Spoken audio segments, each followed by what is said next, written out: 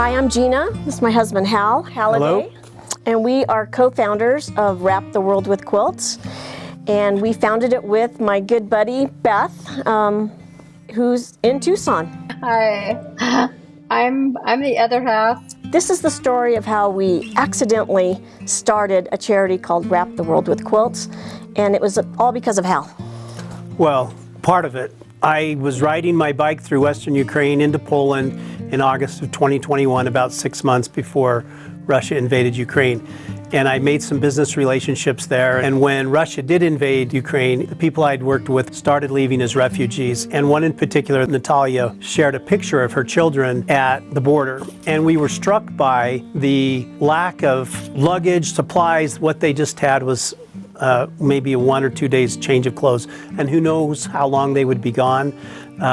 They were leaving their fathers, their brother, their husbands behind. And it really touched us. And we, even though there were millions of these refugees, we wondered how we could help Natalia, my friend, this one person and her children. And we started talking about quilts because that's been a big part of our lives. Yeah, we were on a Zoom call with Natalia, and Hal said, we'd love to give you something. My wife's a quilt maker. Could we give you a quilt? And she just had tears in her eyes and was really in awe that an American would even know what was happening in Ukraine, that an American would make them a handmade gift. And so I talked with Beth, and she said, yep, let's do something. Yeah, it didn't take long before we realized that we had not only just the two of us, but lots of friends in the quilting world. And we thought maybe we could get 50 quilts or 100 quilts to send over to Natalia and some of those other women and their kids. We put it out on our social media, Beth and I's social media, and the very next day I had quilts on my front porch, and every single day for the last over a year and a half we've received quilt donations to help Ukrainian refugees, and that's been amazing. Being in the quilting industry, we know that quilters are givers, and so it was a great opportunity for people to dig out a quilt or make a quilt specifically to give to a refugee. Because you think about the person that you're making a quilt for. With every stitch that you take, you're thinking about, you know, maybe what they're going through, and we've just been so pleased with the response that we've had.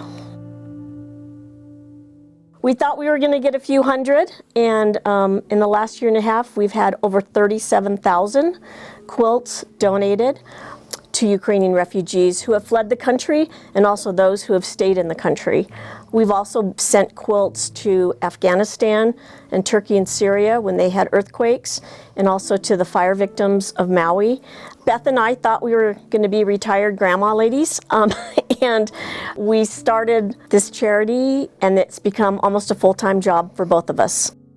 From the very beginning, this was a very human connection, and we wanted that to remain. So we have the ability for a quilt maker to register their quilt and print out just a page that they can attach to their quilt and send to us. And then when that refugee receives the quilt, they can scan it, find out who made the quilt, and send a message back to that quilt maker. Yeah, I would say that the QR code and the ability for the person who received the quilt to express gratitude and make a connection to the quilt maker has been very important for the continuity and the momentum we've had of people wanting to make more quilts. We've received these amazing messages back of thank you for caring about us. Our quilts got to some soldiers that were on the front lines fighting. We have this really amazing picture of the soldier kind of leaning back on a hot pink quilt, and he just said their whole squadron all received quilts, and they were just very moved by the brightness of it and that somebody cared about them. And we know that a quilt gives you warmth, but really what a quilt does is says, I see you, I care about you. And that they were motivated to get back to their families and give these quilts to their kids. We've set up 5 sewing centers in Ukraine and 3 sewing centers in Poland. The sewing centers specifically are helping with PTSD and helping people feel better emotionally. What the refugees said was, this is where I go for peace. This is where I go to forget about all the trouble, all the struggle, all the suffering that my family and I and country are experiencing. We've learned the power of gratitude. We've learned the power of well-being and what quilting and quilts can do for people who are suffering, and that's really what we're committed to now. I think one thing that we realized right at the beginning is they're just like us. Language barrier, little differences fall by the wayside. We found people that were warm and loving and friendly and just in a position that was out of their control, and the ability for us to just touch them for a moment or a day was really profound, I think, for each one of us.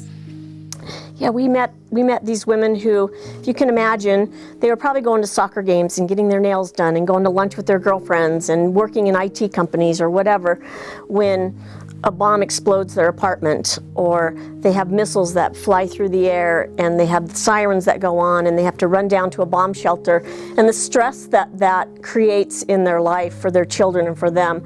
And so many of these women that we met fled with whatever they could put in a backpack or a stroller with a couple of kids, and they're fleeing to a country where they don't know the food, they don't know the language, they don't know anybody in this country, and most of the women that we met were in an old hotel that they transformed to make it into a refugee center.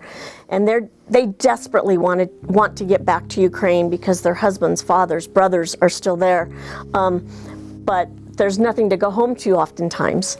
And so it was just an amazing experience to meet these women and how strong that they were, but also they were in this horrible situation. And we with Google Translate on our phone, we were having conversations with them. We were laughing with them. When they make an item, they would hold it up and we would all cheer.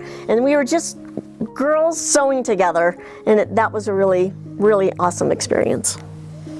1 or 2 days before the invasion, I was talking to 2 colleagues that were living in Lviv, Ukraine, in this business relationship I had, and I asked them what their plan was. And I had no basis or to understand what it meant to have an imminent invasion in your country. And what I was so surprised by is how very quickly they said, we will fight for our freedom and our democracy. We want an independent country that is free from, intervention and interference. And that blew me away. And then of course the next day the war was on. But I just was really struck by how much they loved their country and how much they wanted to preserve what they'd fought for to that point. And they're very inspiring. I think all of these refugees are strong. Many speak several languages. They're just doing the best they can. And I think they are much like us. And we had someone ask us once, a Ukrainian asked us if we'd ever thought this could happen to us, if we'd ever felt like we would go hungry or not have enough to eat. And, those were things we'd never once thought about. And they think about it all the time, and not just in the past year and a half. It's part of their life. Yeah, we met a woman at the sewing workshop who she had a sewing business in Ukraine, tailoring clothes and making prom dresses and wedding dresses, and she had a staff and she had sewing machines, and her business got blown up. And she fled to Poland, and she came to one of our workshops, and she's sitting there sewing a simple item, and she just had tears streaming down her eyes because she was so happy to be sewing again. And we instantly decided that she could take one of these machines home with her. And she wrote us the most heartfelt thank you note, saying that this gift of the sewing machine gave her incentive to continue to live. And a $300 sewing machine is pretty powerful. And the gratitude that the people that we give these quilts to is they were very thankful for the gifts. And we also have been really surprised at the gratitude that people have shown for the people who are giving us quilts. And they said, thank you for setting up an organization that we trust, and we know because of the QR code we can see where our quilt is going, that we can use our talents to give a quilt that we made, and we know it's going to go to someone who needs it. So we've had gratitude from both sides, from the givers and from the receivers, and that's been very rewarding. You know, we took 2 trips to Poland. I just feel like we have so many friends in Poland now after being there, and not just meeting refugees, but meeting the people who are helping refugees.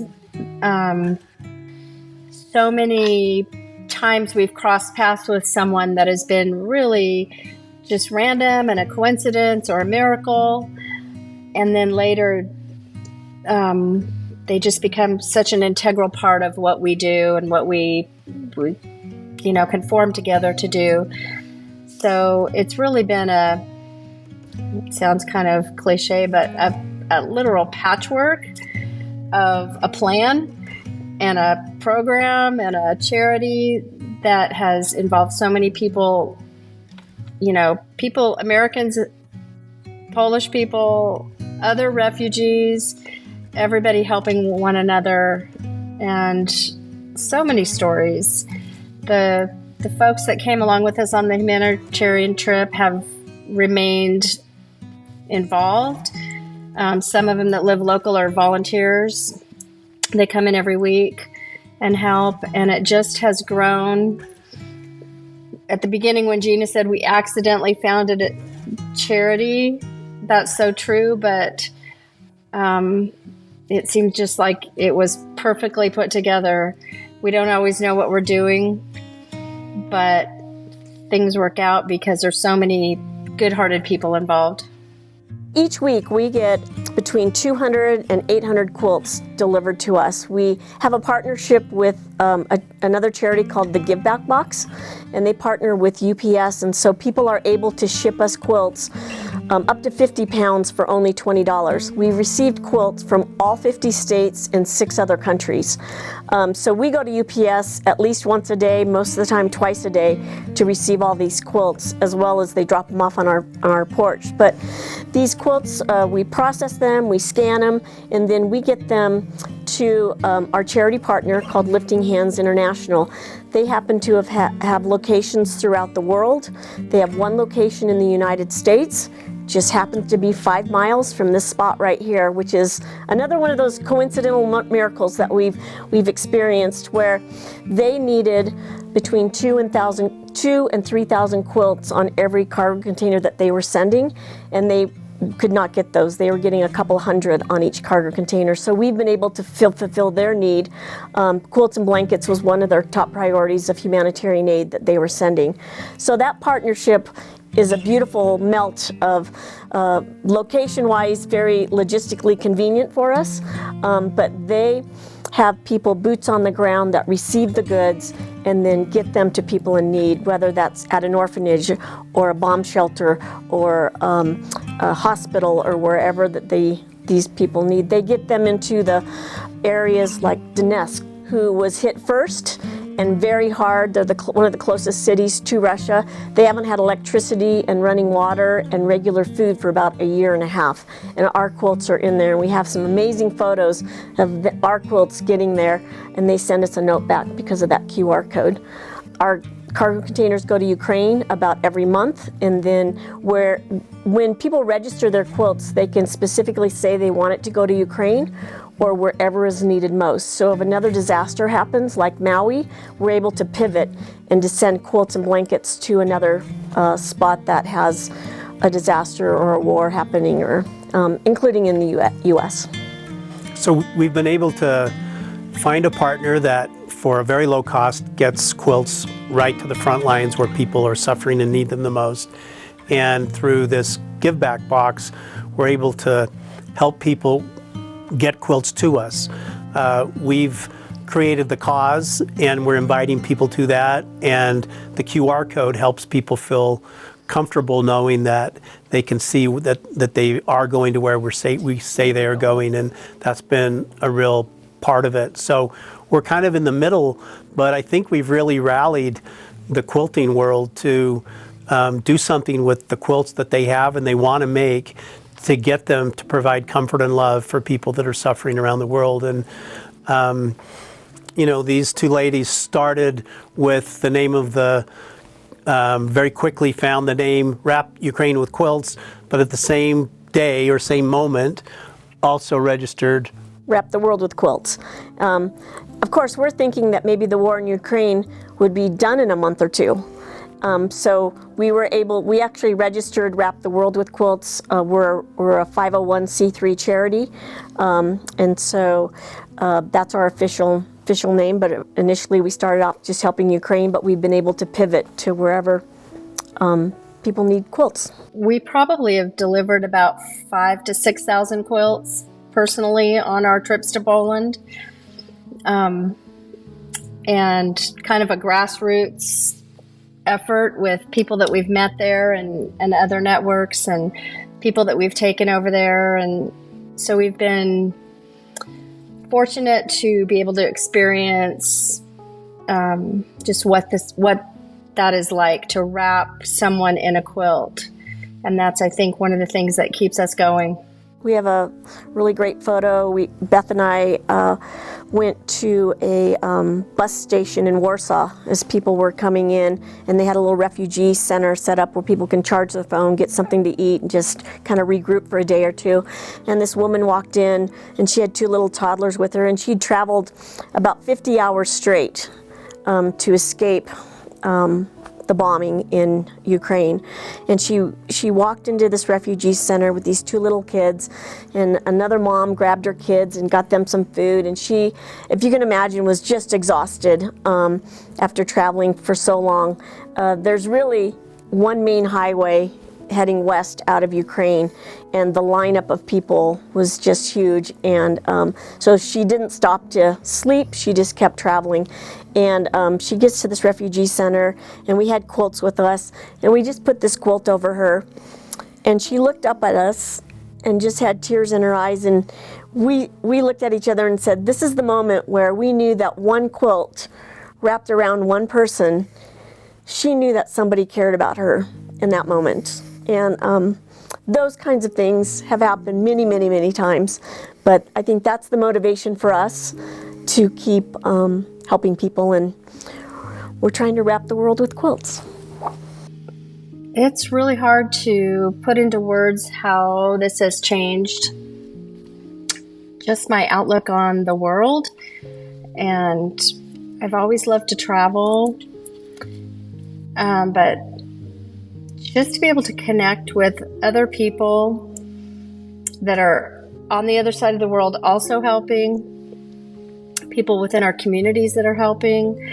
I mean, I'm just blown away by the amount that people are willing to give. Some of the quilts that have passed through our hands have been amazing. Just the most beautiful artistry and handwork, and they're just so ready to gift those to someone, a stranger. And so it really just makes you feel good about humanity. I mean, the world right now is a crazy place, and I don't know how many times, even just the last couple weeks, I've been traveling kind of on behalf of our charity, but I've said so many times that people are good, that just overwhelmingly, this is a good world, and people are ready to help their fellow humans. And that's a good message that we don't always hear. So that's been important. And then just the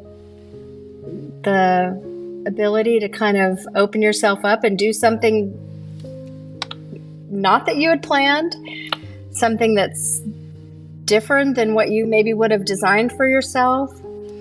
But what comes back to you is just so much bigger than what you could have planned for yourself too. So I think that's what it's been for us, is just we've been open to the process. We have pivoted several times, and we have made changes as we've gone along. And it's just opened up so much more than we could have ever imagined had we mapped it all out. You think that the world is so big. I never would have thought that I would have friends in Poland and friends in Ukraine and had Ukrainians over to my house for dinner. The world got smaller. We are more aware of what's happening in the world and the hardships that other people have, just the day-to-day. We are very sheltered here in the United States, and we have the luxury of living the life that we want to live. And the reality of that in meeting these people, it's not their reality right now.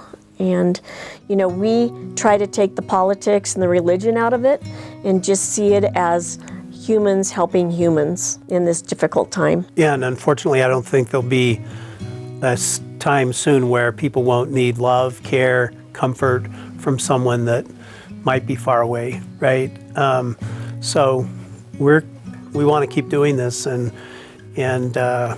we know that all quilters do because we have consistently received the donations that have confirmed that for us. As quilters, you know, making a quilt for someone, if you wanted to help us, you could send a quilt to us, but also get together with your girlfriends, get together with your guild, get together with your church friends, and do something for charity. We've had businesses that have said, what can we do? And so they buy fleece and they cut and make fleece blankets. So it's a no-sew kind of blanket. We've had CEOs on the ground tying fleece blankets together, just to make something to give to us that we can then give to refugees. And so I think see what motivates you. Starting a charity would be great. We didn't know what we were doing, but we were trying to figure it out. If we can help you, we'd love to help you. If you want to help us, we'd take your help as well. We raise money to buy these sewing machines. We buy them in Poland and Ukraine, just because the electricity is the same and warranty and everything. And for about $300, we can buy a sewing machine and the basic sewing supplies, a cutting board and a rotary cutter and scissors and stuff like that. And so surprised at how much a $300 machine can make the difference in somebody's life. And so we've gone from collecting quilts, which we thought we were going to get 200, to having 45 tons of them, to also doing these humanitarian trips and then setting up these sewing centers. And so I guess be open to the flow of the process, because it might not be exactly what you set out to do, but things happen and you have to be able to adjust and pivot to those. You know, I think from the very beginning, our intent was just to send some quilts over to Ukraine and be done with it in a week or two. But we also realized really quickly that there were other people that wanted to help. And we kind of adopted Rosie the Riveter, the "We Can Do It" as our logo and our motto. And that "we can do it," most of the time we weren't sure if we could, but we figured we'd find out a way. So we didn't really always have the confidence or the know-how to do something, but we knew we could figure it out or find people who knew what to do. So I think just that little bit of drive and a little bit of confidence, even though it was maybe a little Overconfident. overstated. Overconfidence. But I think a lot of charities are founded that way. There's not a huge business plan like there might be for a business for profit kind of situation. But really the true charity comes out of just wanting to help one person, and then that just grows and grows. And so you kind of have to develop a business plan as you go. And sometimes things that are good just take on a life of their own. So as far as giving advice to someone who wanted to help someone, just help one person. See where it goes. If it feels good, keep going.